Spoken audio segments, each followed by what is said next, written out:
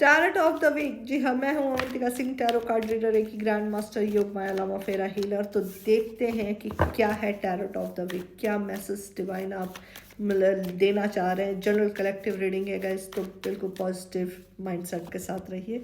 Oh my God, आपके सामने बहुत सारे ऑप्शन हैं। द स्टार का कार्ड आया है।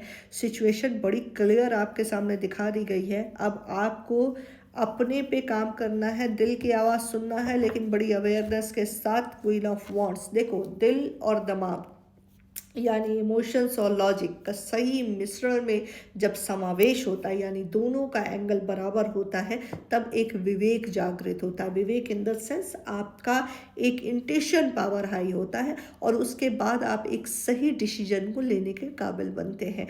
यहाँ पे द स्टार का में क्लियरिटी यही आपको दिखाई दे रही है कि आपके सामने कुछ सिचुएशन, कुछ चीज़ें, चाहे प्रोफेशनल वाइज हो, चाहे मनी वाइज हो, या फिर आपके इमोशंस वाइज हो, या डिप्रेशन वाइज हो, उसका एक्यूरेट रीजन, बड़ा पिक्चर क्लियर आ गई है। अब आपने डिसाइड करना है कि आपको अपने रॉन्ग इमोशंस के साथ बहना है, जो सिगरेट की तरह आपको जला रही है, या एस ऑफ वॉन्ड के साथ जलना है, जो आपको जला तो रही है, लेकिन उसके बाद आप अपना ही एक हायर वर्जन बन के उभरते हैं, एक स्ट्रॉन्ग पर्सनैलिटी बन के ऊपर उभरते हैं, क्योंकि queen of wands is the bottom of the deck. इसके बाद आपकी कोडिपेंडेंसी ख़त्म हो जाएगी।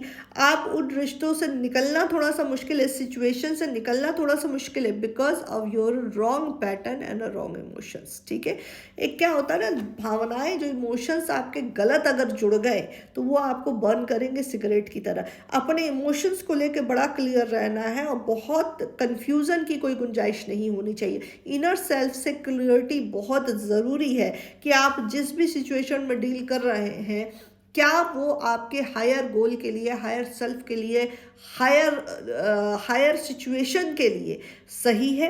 क्या आपके इनर सेल्फ आपकी सोल जर्नी को वो अपग्रेड कर रही है, वो उसको नीचे लेके जा रही है। आपका अभी का उठाया हुआ कदम आगे के फ्यूचर में आपको इफेक्ट करता है। तो अभी अगर आप इस सिचुएशन, करंट सिचुएशन से बिल्कुल बाहर निकल जाइए, एक थर्ड पर्सन बन के उस सिचुएशन को एनालिसिस कीजिए और अपने इमोशंस को एनालिसिस कीजिए। फिर क्वीन ऑफ वॉन्ड्स यानी लॉजिक को एनालिसिस करते हुए एक जो इंट्यूशन और जो पहला थॉट आप पे आएगा, उसको अवेयरनेस की कंडीशन में देखने की ज़रूरत है, उसके बाद एक्शन लेने की ज़रूरत है। यही है टैरोट का क्लियर मैसेज आपके लिए। Claim this energy, like, share and save.